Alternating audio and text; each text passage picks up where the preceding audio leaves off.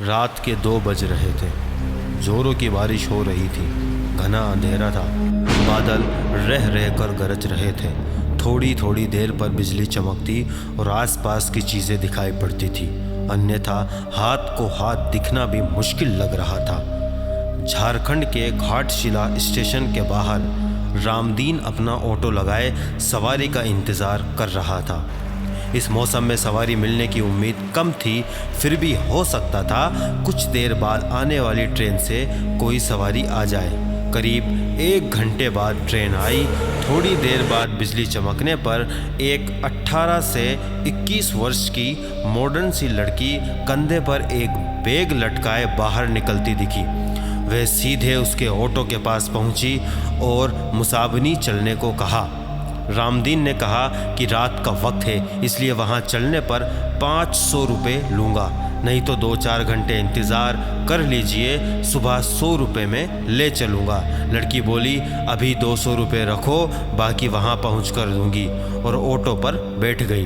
रामदीन ने ऑटो बढ़ा दिया। करीब आधा घंटे बाद वह मुकाम तक पहुँचा।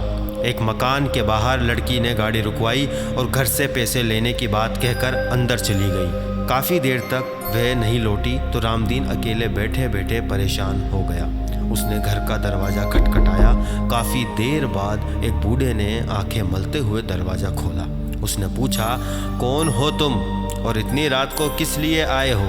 रामदीन बोला, जो मेम साहब थोड़ी देर पहले आई हैं, उन्होंने मेरा पूरा भाड़ा नहीं दिया।